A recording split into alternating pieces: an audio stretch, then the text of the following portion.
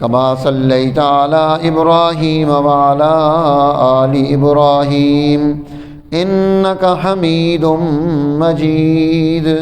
اللهم بارك على محمد وعلى آل محمد كما باركت على إبراهيم وعلى آل إبراهيم إنك حميد مجيد. محترم سامعین کرام، رمضان المبارک کا آخری عشرہ شروع ہے اور رمضان ایام معدودات، یہ گنتی کے چند دن ہیں جو فوراً گزرتے چلے جاتے ہیں. اللہ جل جلالہ نے یہ مبارک مہینہ ہمیں عطا فرمایا اور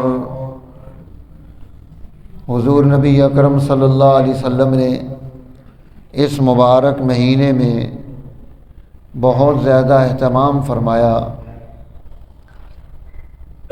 اللہ کی یاد میں، اس کے قرب میں، اس کے تعلق میں پورا مہینہ بھی آپ معتکف رہے. اور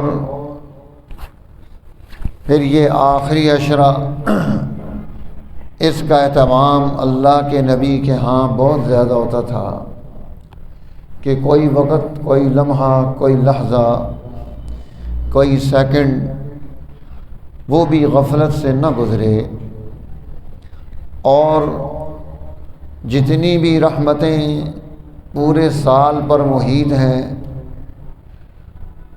ان سب رحمتوں کا سارا حصہ ہزاروں گنا بڑھا کر رمضان المبارک میں عطا کیا جاتا ہے. اور سال بھر کی ساری رحمتیں اور رمضان المبارک کے پہلے 20 دنوں کی رحمتیں ملا کر لاکھوں گنا بڑھا کر اس آخری عشرے میں اللہ سمیٹ کر لے آتا ہے کہ میرے بندے اس مبارک مہینے میں، اس کے ان آخری ایام میں یہ ان رحمتوں اور برکتوں اور عنایتوں اور مہربانیوں کو جمع کر لیں، سمیٹ لیں. یہ اہتمام ہو، یہ التزام ہو، یہ سعی ہو، یہ کوشش ہو. جیسے کوئی آدمی لپکتا ہے کسی چیز کو حاصل کرنے کے لیے، وہ چھیننے کی کوشش کرتا ہے، وہ اپنے دونوں ہاتھ اس میں استعمال کرتا ہے، دونوں پاؤں بھی لگا دیتا ہے، دونوں بغلوں میں چیزیں چھپا لیتا ہے، اور سب کچھ جمع کر کے اکٹھا کر کے اس کو لے جانا چاہتا ہے کہ میں اپنے گھر لے جاؤں، یہ سب نعمتیں مجھے کام آ جائیں، ان سب سے میرا فائدہ ہو جائے.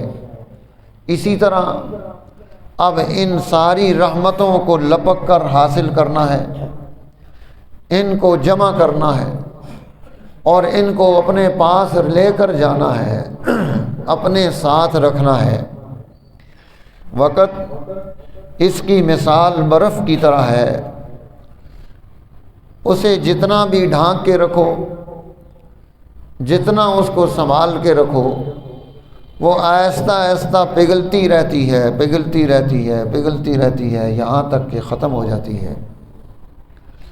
یہ وقت بھی اسی طرح سے ہی پگھل رہا ہے اور یہ بہہ بہہ کر ختم ہوتا چلا جا رہا ہے. اب اس کو قیمتی بنانا، کیونکہ قیامت کے دن اس کے بارے میں سوال ہوگا، عن عمرہ فیما افنا. اے میرے بندے، یہ جو میں نے تجھے عمر عطا کی تھی، یہ عمر کے سارے حصے تو کہاں خرچ کر کے آیا ہے؟ بچپن سے لے کر بلوغت تک، بلوغت سے لے کر بڑھاپے تک، بڑھاپے سے لے کر موت تک، یہ سارے حصے جو تجھے عمر کے ملے تھے، ان میں تو نے کیا کیا ہے؟ تیرا کردار کیا تھا؟ تیرے اذکار کیا تھے، تیرے اشغال کیا تھے، تیری گفتگو کیا تھی، تیری زندگی کا محور کیا تھا، تو کیا کیا کرتا رہا، کیا بولتا رہا، کیا سنتا رہا، تیری گھر کی زندگی کیسی تھی، تیری معاشرتی زندگی کیسی تھی، تو بازار میں کیسا تھا، تو سوسائٹی میں کیسا تھا۔ اللہ جل جلالہ ایک ایک بندے کو کھڑا کرے گا۔ 50,000 سال کا وہ ایک دن ہے، اور ہر ایک بندے کے لیے ترازو لگایا جائے گا۔ وَنَضَعُ الْمَوَازِينَ الْقِسْطَ لِيَوْمِ الْقِيَامَةِ، اب قیامت کے دن انصاف کا ترازو لگے گا۔ فَلَا تُظْلَمُ نَفْسٌ شَيْئًا، کسی شخص پر، کسی ذات پر، کسی فرد پر کوئی ظلم نہیں کیا جائے گا۔ فَلَا تُظْلَمُ نَفْسٌ شَيْئًا وَإِنْ كَانَ مِثْقَالَ حَبَّةٍ مِّنْ خَرْدَلٍ أَتَيْنَا بِهَا، اگر کسی نے رائی کے دانے کے برابر بھی کچھ کیا ہے، أَتَيْنَا بِهَا، اس رائی کے دانے کے برابر کی ہوئی نیکی، اس رائی کے دانے کے برابر کیا ہوا گناہ اور جرم، أَتَيْنَا بِهَا، وہ اللہ کی بارگاہ میں حاضر کر دیا جائے گا۔ فَمَن يَعْمَلْ مِثْقَالَ ذَرَّةٍ خَيْرًا يَرَهُ، جس نے مثقال برابر اس نے کوئی خیر کی ہے، یَرَهُ، اس کے سامنے کھول کر رکھ دی جائے گی۔ وَمَن يَعْمَلْ مِثْقَالَ ذَرَّةٍ شَرًّا يَرَهُ، جس نے ذرہ برابر بھی کوئی شر کیا ہے، وہ شر بھی اس کے سامنے کھول کر رکھ دیا جائے گا۔ اقرا کتابک، یہ ہے تیرا اعمال نامہ، یہ ہے تیری کتابی زندگی، یہ ہے جو تو دنیا میں سب کچھ کرتا رہا۔ اقرا کتابک کفا بنفسک الیوم علیک حسیبا، آج تجھے حساب و کتاب کے لیے یہی کافی ہے۔ اس لیے اللہ فرماتے ہیں وَکَفَا بِنَا حَاسِبِينَ، ہم حساب و کتاب لینے کے لیے بہت کافی ہیں، اوروں کی ضرورت نہیں، ہم ہی کافی ہیں حساب و کتاب میں۔ میرے دوستو، یہ مبارک دن آئے، یہ مبارک راتیں آئیں، اس میں لیلۃ القدر کی رات آ رہی ہے، جس رات کو 1000 مہینوں سے زیادہ افضل قرار دیا، جس رات کو برکتوں سے نوازا، جس رات کو عزتیں عطا کی، جس رات کو قدر کی رات کہا ہے کہ یہ اللہ کے ہاں اس رات کی بڑی قدر ہے، اس رات کا بڑا مرتبہ ہے، اس رات کی بڑی عزت ہے، اس رات کی بڑی شان ہے۔ اللہ کے ہاں ہر اس شخص کی مغفرت کا اعلان کر دیا جائے گا۔ یغفر لجمیع خلقہ، ساری مخلوق کو معاف کر دیا جائے گا، سب کو اللہ کی طرف سے اعلان کر دیا جائے گا۔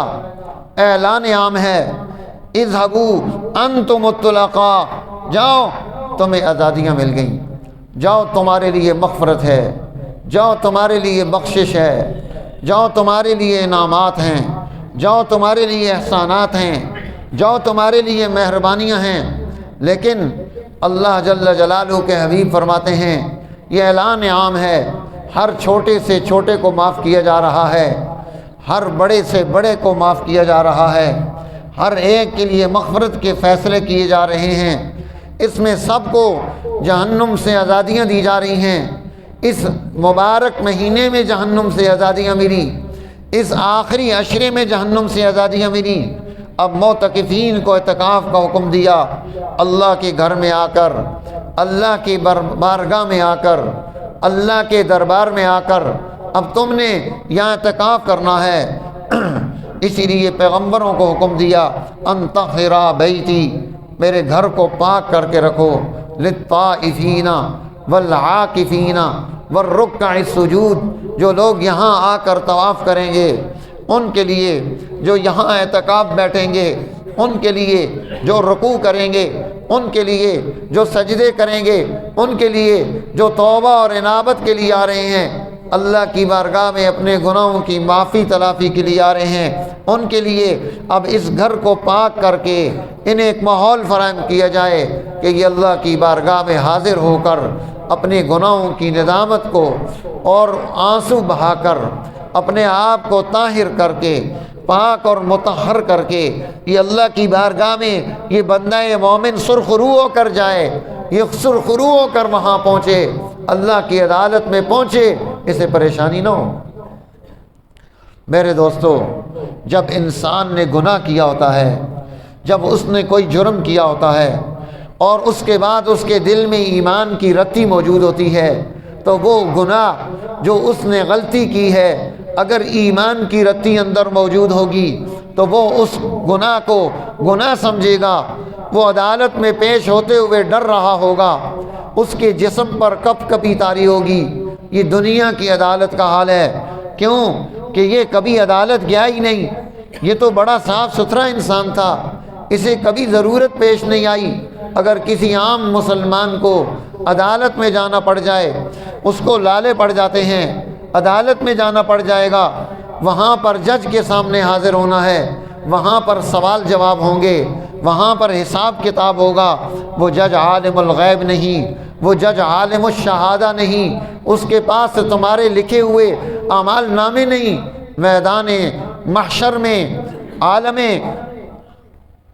ملکوت میں، اللہ کی بارگاہ میں جو انسان حاضر ہو رہا ہے، اس کا حاضر ہونا ایسا ہے، اس کی ایک ایک چیز اس کی گواہی کے لیے وہاں پر موجود ہے۔ الیوم نختم علی افواہہم، آج منہ پر مور لگا دی ہے، تو چپ ہو جا، تو دنیا میں بہت بولی ہے۔ الیوم نختم علی افواہہم، مور لگ گئی، تکلمنا ایدیہم، ہاتھ بول رہا ہے، تشہد ارجلہم، پاؤں گواہی دے رہا ہے۔ کیا کر کے آیا تھا، کیا کردار تھا، کیا زندگی تھی۔ اللہ فرماتے ہیں کہ چمڑا بولے گا، جلد بولے گی، اس کی رانیں بولیں گی، اس کی ایک ایک جسم کے عضو کو بلایا جائے گا۔ بندہ حیران ہے، وہ سوال کرے گا اپنے جسم سے، وہ اپنے سے پوچھے گا کہ تو وقالوا لجلودہم لما شہدتم علینا، لما شہدتم علینا، میرے خلاف کیوں گواہی دے رہا ہے؟ میں نے تجھے سکون دینے کے لیے جرم کیا تھا، میں نے تجھے آرام دینے کے لیے حرام کمایا تھا، میں نے تجھے سکون دینے کے لیے گناہ کیے تھے، لما شہدتم علینا، آج تو میرے خلاف بول رہا ہے۔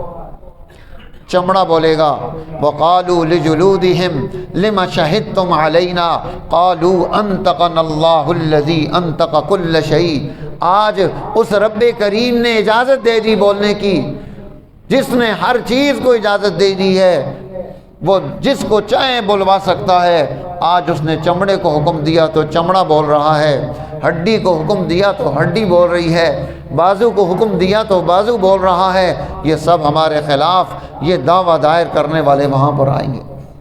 میرے دوستو، آج ہمارے پاس وقت ہے، یہ عشرہ مبارکہ شروع ہو رہا ہے۔ اللہ کے حبیب صلی اللہ علیہ وسلم فرما رہے ہیں یغفر لجمیع خلقی، سب کی مغفرت کر دی جائے گی، لیکن کچھ لوگ ایسے ہیں جنہیں یہ عشرہ بھی نہیں مغفرت ان کو دلوا سکتا، کچھ لوگ ایسے ہیں جنہیں رمضان نہیں معاف کروا سکتا، کچھ لوگ ایسے ہیں جنہیں لیلۃ القدر معاف نہیں کروا سکتی، کچھ لوگ ایسے ہیں جنہیں عید کا اعلیٰ دن معاف نہیں کروا سکتا، ان کے گناہ معاف نہیں ہوں گے۔ وہ کون سے گناہ ہیں؟ فرمایا الا المشرک، سب سے پہلا گناہ شرک ہے۔ جس نے اللہ کی ذات میں، جس نے اللہ کی صفات میں، جس نے اللہ کے حکم میں کسی کو اللہ کے ساتھ شریک کر لیا ہے، اب اس کی مغفرت کا اعلان نہیں کیا جائے گا، یہ معافی اس کو نہیں مل سکتی۔ کیوں؟ یہ شرک، یہ انسان کے اندر کی جرت کو توڑ دیتا ہے، یہ شرک انسان کو بزدل بنا دیتا ہے، یہ شرک انسان کو در در کا جو ہے نا پجاری بنا دیتا ہے، یہ شرک ہر ایک کے سامنے جھکنا سکھا دیتا ہے، اور یہ انسان یہ اشرف المخلوق ہے، یہ سب سے اعلیٰ ہے، یہ سب سے عرفہ ہے، کائنات میں کوئی چیز اس انسان سے اعلیٰ نہیں۔ کنت کنزا مخفیا، اللہ فرماتے ہیں میں چھپا ہوا خزانہ تھا، فعرفت ان اعرفا، میں نے یہ چاہا کہ کائنات میں میرا تعارف پیدا ہو جائے، فخلقت الخلق لاعرفا، میں نے انسان پیدا کیا ہے۔ اللہ انسان کو پیدا کر کے فخر کر رہا ہے کہ یہ میرا شاہکار ہے، ھذا خلق اللہ، یہ اللہ کی تخلیق ہے، فارونی ماذا خلقوا من الارض، کائنات میں تم نے کوئی تخلیق کی ہے تو وہ بھی پیش کرو۔ اللہ انسان کو پیش کرتا ہے کہ یہ انسان، اس کو میں نے اپنا نائب بنایا، اسے میں نے اپنا نمائندہ بنایا۔ یہ بت کے سامنے کھڑا ہے، یہ پتھر کے سامنے کھڑا ہے، یہ افسر کی ٹی سی کر رہا ہے، یہ کس کس کے سامنے اپنے آپ کو جھکا رہا ہے؟ اس لیے فرمایا الا المشرک، شرک معاف نہیں کیا جائے گا۔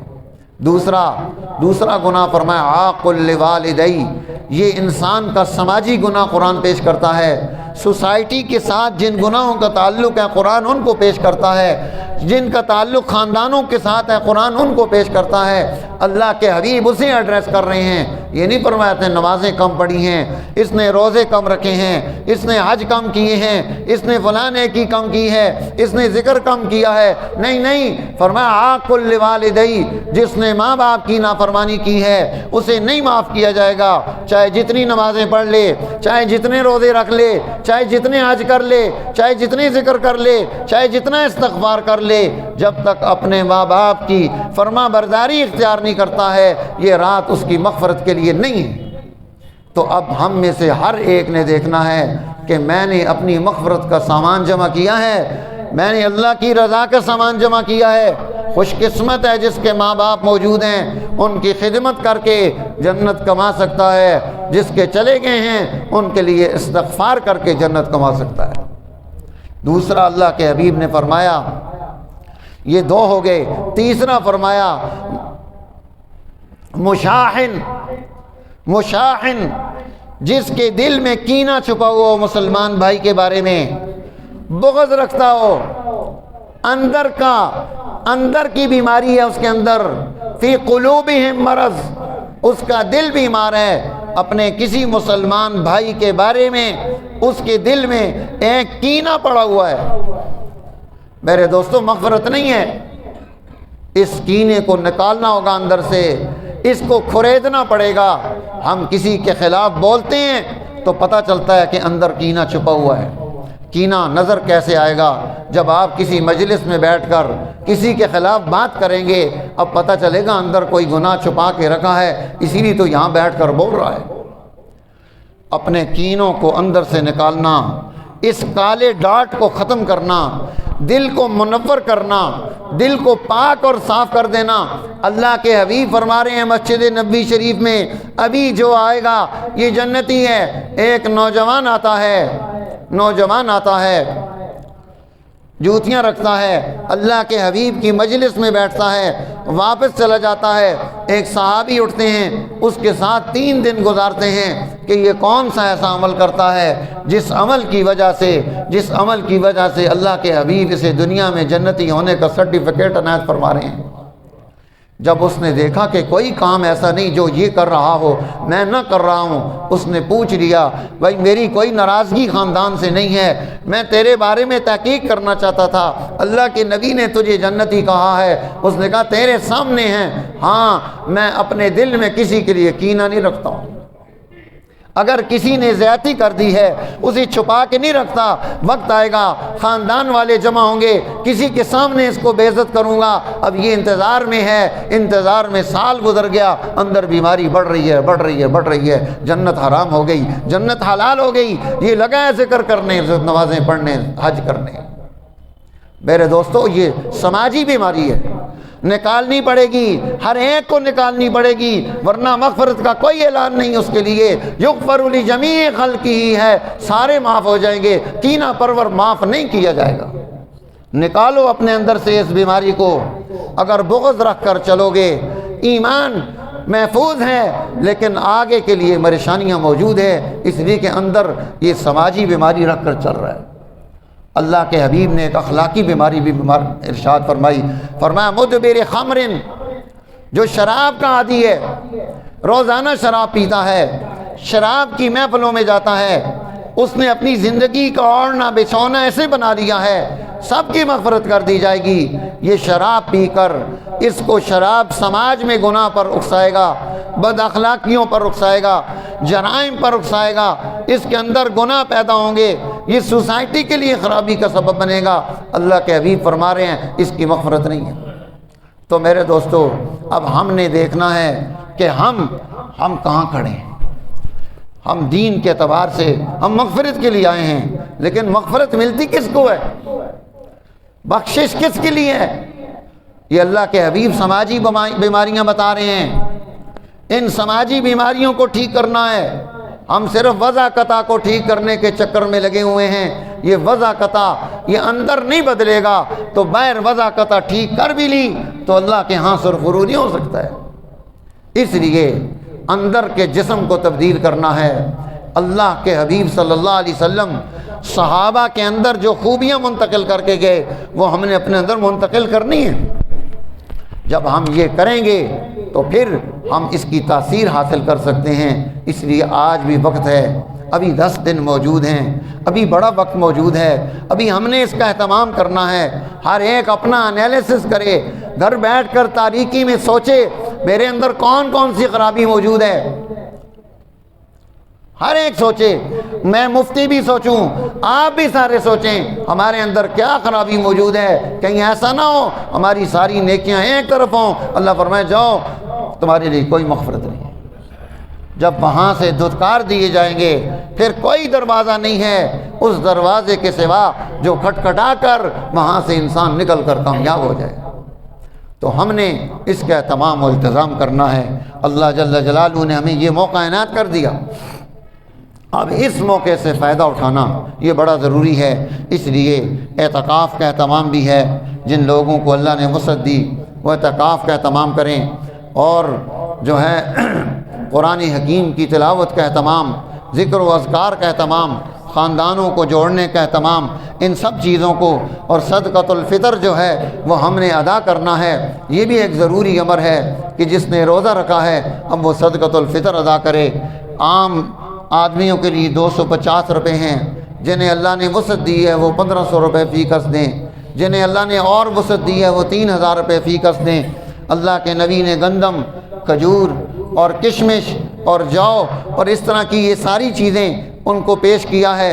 ان کی قیمتوں کے اعتبار سے جتنا وسعت ہو اس کے مطابق دیکھ لے۔ ہر ایک اس صفت قلبک اپنے دل سے فتویٰ پوچھ لے، ہر ایک کے اندر ایک مفتی موجود ہے، وہ اس کو فتویٰ بتائے گا کہ یہ تم نے کتنا خرچ کرنا ہے، جتنا اللہ کے راستے میں دے گا۔ ما عندکم ینفد وما عند اللہ باق، جو تم اللہ کے پاس بھیج دیتے ہو وہ باقی رہتا ہے، جو تمہارے پاس ہوتا ہے وہ فنا ہو جاتا ہے۔ کیوں کھا کر ختم کر دیا، پہن کر پرانا کر دیا، ختم ہو گیا۔ اور پھر اس کے ساتھ ساتھ الحمدللہ اللہ جل جلالہ نے ہمیں توفیق دی، ادارہ تعلیمات شریعہ دینی سلسلوں کو قائم کرنے کے لیے واکنڈ میں 3 کیمپسز اس کے کام کر رہے ہیں، بچیوں اور بچوں کی تعلیم و تربیت میں۔ اس کے نظم و انتظام کو اللہ نے چلانے کی مجھے توفیق دی۔ حسن ابدال میں جامعہ خادم علوم النبوہ ہے، جامعہ عائشہ ہے، اور مدرسہ صراط الجنہ ہے۔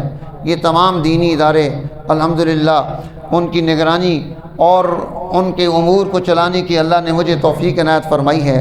یہ دینی سلسلے جہاں پر 300-400 کے قریب طلباء کرام اور طالبات وہ تعلیم حاصل کر رہے ہیں، اور اسی طرح بہت سارے اساتذہ اور استانیہ وہ دینی تعلیم میں مصروف عمل ہیں۔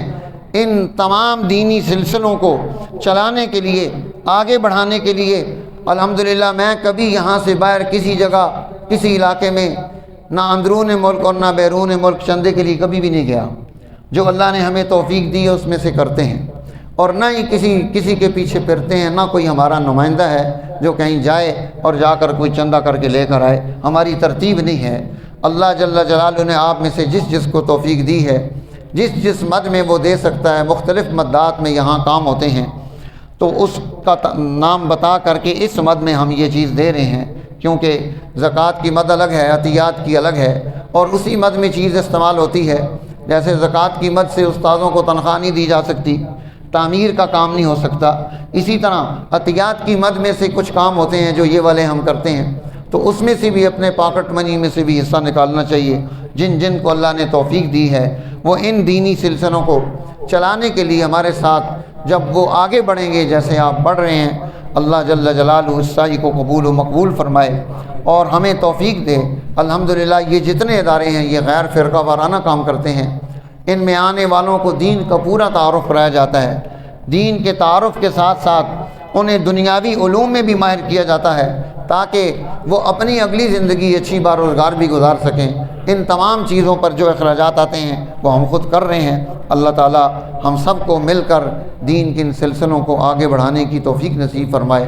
اور اتوار والے دن انشاءاللہ یہاں مسجد عائشہ میں تقریب ہے ختم القرآن کریم کی، اور یہاں جو ہے نا مدرسہ تجوید القرآن کے کچھ بچوں نے قرآن حکیم حفظ کیا ہے، ان کی دستاربندی بھی کی جائے گی، آپ سب نے اس میں بھی شرکت کرنی ہے۔ اللہ تعالی عمل کی توفیق نصیب فرمائے۔ وآخر دعوانا الحمدللہ رب العالمین۔